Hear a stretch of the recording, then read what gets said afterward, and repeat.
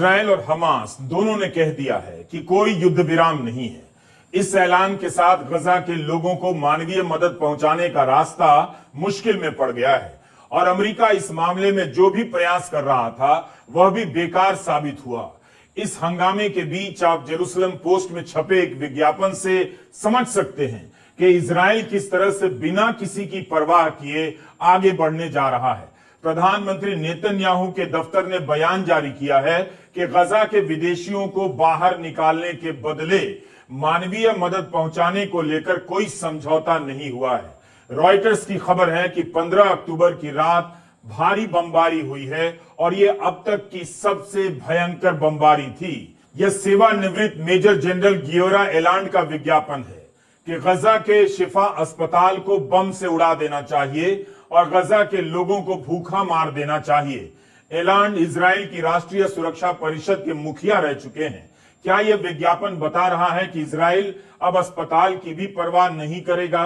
एक अखबार के लिए ऐसे विज्ञापन को प्रमुखता से छापने का क्या मकसद हो सकता है, जबकि इसी अखबार में गजा की तबाही की तस्वीरें छप रही हैं, उनकी तकलीफ को भी बराबर से जगह दी जा रही है। गजा में खाने पीने की चीजों की भयंकर कमी हो गई है। दुनिया भर से मदद के सामान आए तो हैं मगर पहुंच नहीं पा रहे। इजिप्ट की सीमा के पास पड़े हैं। क्या गजा के लोग वाकई भूख और प्यास से तड़पा कर मार दिए जाएंगे? जिस गजा की पीठ पर समंदर बहता है उस गजा के लाखों लोगों का गला पानी के लिए तरस रहा है। इजराइल ने पानी को भी परमाणु हथियार बना दिया है। पानी की सप्लाई बंद कर गजा के लोगों को प्यास से तड़पाया जा रहा है। पिछले 9 दिनों से वहां के लोगों ने कितना पानी पिया है, दिन में एक बार पिया है या 4 दिन में एक बार, इस प्यास की कोई रिपोर्टिंग नहीं। बच्चों को पानी चम्मच से दिया जा रहा है या ग्लास भरकर, उनके प्यास की कोई रिपोर्टिंग नहीं। जैसे मरने वालों की संख्या हजारों में दी जा रही है, वैसे ही प्यासे लोगों की संख्या का पता नहीं। खबरों में सिर्फ यही है कि इजराइल ने पानी की सप्लाई बंद कर दी है और अब यह खबर आ रही है कि दक्षिण गजा में एक खास जगह पर पानी की आपूर्ति शुरू की गई, मगर मीडिया रिपोर्ट में पढ़ने को मिल रहा है कि पानी नहीं है। अल जजीरा ने रिपोर्ट किया है कि जमीन पर फलस्तीनी कह रहे हैं कि यह एक पब्लिसिटी स्टंट है क्योंकि अधिकतर लोगों तक पानी पहुंच ही नहीं सकता। इस समय भोजन और ईंधन की भी जरूरत है। फलस्तीन में वैसे ही लोग आम दिनों पर ताजा पानी खरीदते हैं क्योंकि नलके का पानी इंसान द्वारा प्रयोग किए जाने लायक नहीं होता। बम गिराने के कारण ताजा पानी के केंद्र बंद पड़े हैं और उन्हें चलाने के लिए बिजली और ईंधन चाहिए, जो कि नहीं है। इंस्टाग्राम से हमें फलस्तीन की वीडियो ब्लॉगर की यह रिपोर्ट मिली। इसकी सत्यता की पुष्टि हमारे लिए मुश्किल है। बिसान फिल्म मेकर हैं, संयुक्त राष्ट्र और यूरोपियन यूनियन के लिए गजा से काम कर चुकी हैं। इंस्टाग्राम पर उनके अकाउंट के 3 लाख से अधिक फॉलोअर हैं। बीबीसी ने भी बिसान पर एक रिपोर्ट फाइल की है कि कैसे वह हमले के बीच इंस्टाग्राम पर रिपोर्टिंग कर रही है। पहले के वीडियो में आप गजा की सुंदरता देख सकते हैं, मगर अब बिसान के सारे वीडियो में वही जगह तबाह नजर आते हैं। बिसान ओदा नाम की यह वीडियो ब्लॉगर अपनी एक रिपोर्ट में बता रही हैं कि 3 दिनों में पहली बार साफ पानी पी रही हूं। गजा में हर दिन एक व्यक्ति को आधा लीटर पानी मिल रहा है, यानी 2 छोटे ग्लास पानी से लोग काम चला रहे हैं।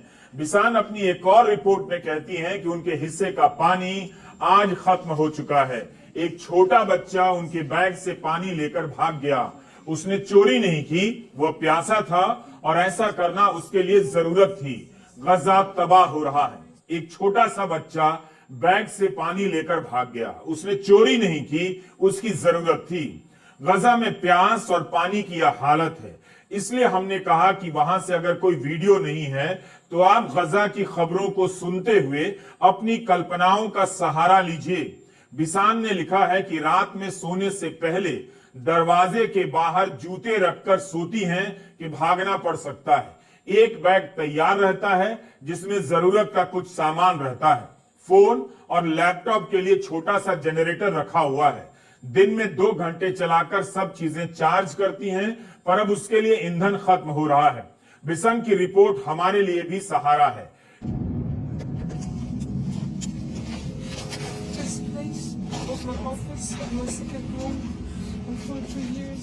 सारे कैमरे इजराइल की तरफ से युद्ध को दिखा रहे हैं। आपको अगर गजा देखना है तो अपनी कल्पनाओं के कैमरे खोल दीजिए और हो सके तो वो देखिए जो आप देखने के लिए तैयार नहीं। इंस्टाग्राम पर एक और रिपोर्टर हैं जो बता रहे हैं कि गजा में रोटियां खत्म हो गई हैं, लोग रोटी के लिए कतारों में खड़े हैं। प्यास और भूख से लोगों को मार देने की यह लड़ाई दुनिया पर बोझ बनती चली जाएगी। बड़ी बड़ी सरकारें चुप हैं, कुछ सरकारों का बोलना भी काम नहीं आ रहा। 2014 में भी गजा पर हमला हुआ था जो 6 हफ्तों तक चला। उस हमले में जितने लोग मारे गए उतने इन 9 दिनों में मारे जा चुके हैं। फलस्तीन के 2700 से अधिक लोग मारे जा चुके हैं। ट्विटर पर इजराइल की सेना के बहुत सारे वीडियो हैं, आंकड़े हैं।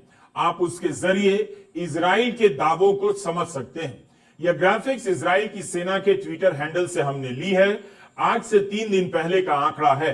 एक सांस में पढ़े तो 3200 इजरायली घायल हैं, 1300 इजरायली मारे गए हैं। ज्यादातर 7 अक्टूबर को ही मारे गए। इजराइल के इतिहास में कभी भी एक दिन में इतने नागरिक नहीं मारे गए। उस समय तक 120 बंधकों के परिवारों को नोटिफाई कर दिया गया था। हमास के 2687 ठिकानों पर निशाना बनाया गया और 6000 रॉकेट गजा से दागे गए। इजराइल की वायुसेना ने युद्ध के 6 दिनों के भीतर ही 6000 से अधिक बम गिरा दिए। पिछले 3 दिनों में बमों की संख्या जोड़ दें तो यह संख्या और भी अधिक हो सकती है। 3600 ठिकानों पर बम गिराए गए। वायुसेना ने कहा है कि कई सौ आतंकी इन हमलों में मारे गए हैं, लेकिन साफ साफ नहीं बताया कि कितने आतंकियों की मौत हुई, कितने नागरिकों की। अफगानिस्तान से युद्ध के समय अमेरिका ने वहां एक साल में 7600 बम गिराए। इजराइल ने केवल 6 दिनों में 6000 से अधिक बम गिरा दिए। अफगानिस्तान गजा से कई सौ गुना बड़ा देश है, लेकिन उसके साल भर के बराबर 6 दिनों में बम गिरा दिए गए। यह तस्वीर उन सैनिकों की है जो हमास से लड़ते हुए मारे गए। इजराइल की सेना ने इन तस्वीरों को जारी करते हुए कृतज्ञता जाहिर की है। 9 दिनों में गजा और इजराइल के 4000 से भी अधिक लोग मारे गए। फलस्तीन के 10,000 से अधिक लोग घायल हुए हैं। गजा के लोगों के लिए दुनिया भर में प्रदर्शन हो रहे हैं।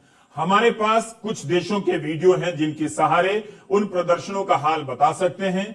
इजराइल के समर्थन में भी प्रदर्शन हो रहे हैं, उसके वीडियो हमारे पास नहीं है, मगर मीडिया में कई जगहों पर उसकी रिपोर्टिंग हुई है। इन प्रदर्शनों में गजा को लेकर बेचैनी देखी जा सकती है। पश्चिम के समाज में फलस्तीन की मांग, गजा की तबाही और हमास का समर्थन, इजराइल की यातना को लेकर घनघोर बहस हो रही है। लोग बंट गए हैं और उनके बीच नफरत भी तेजी से फैल रही है। अमेरिका में एक बुजुर्ग ने 6 साल की फलस्तीनी बच्ची की हत्या कर दी, तो दूसरी तरफ यहूदी लोगों पर भी जान का खतरा बढ़ गया है। उनके खिलाफ गालियों का इस्तेमाल होने लगा है, उनकी सुरक्षा भी बढ़ाई जा रही है। फ्रांस में इस टकराव का भयंकर असर है। वहां यूरोप की सबसे बड़ी यहूदी आबादी और मुस्लिम आबादी रहती है। पेरिस के कई पर्यटक स्थल बंद कर दिए गए हैं। देश में टेरर अलर्ट की सबसे गंभीर चेतावनी जारी हो चुकी है और सड़कों पर अतिरिक्त बल के निर्देश दिए गए हैं। अफवाहें उड़ रही हैं। एक शहर से खबर आई कि एक स्कूल में घुसकर चेचेन मूल के रूसी नागरिक ने एक शिक्षक पर चाकू से हमला कर दिया।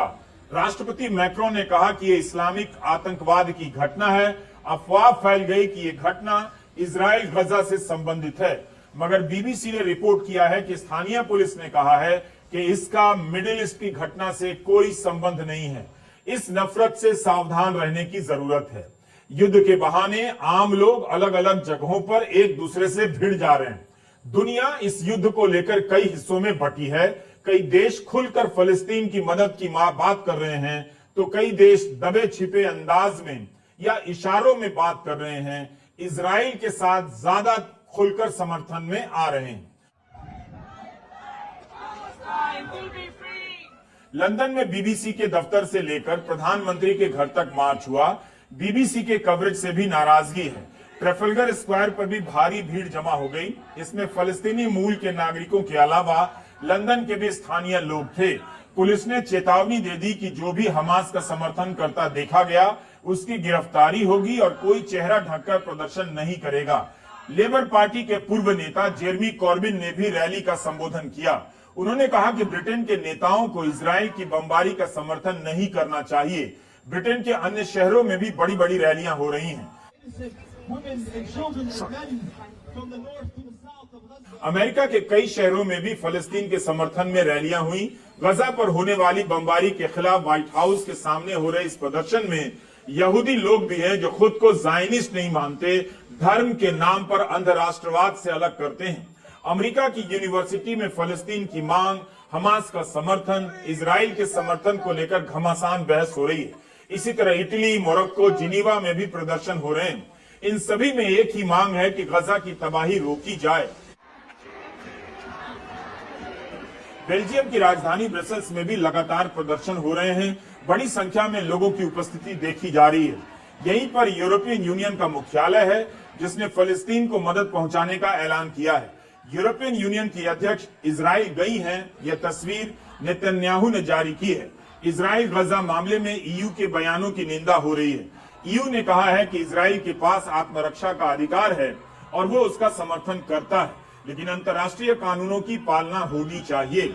ईयू के बयान के बाद भी इजराइल के हमले में मानवाधिकारों के हनन पर लगातार रिपोर्टिंग होती जा रही है। यूक्रेन मामले में रूस द्वारा यूक्रेन की बिजली काटने को युद्ध का अपराध कहने वाले ईयू ने इस बार इजराइल के ऐसे ही फैसले को संदर्भ में देखने और समझने के लिए कहा है।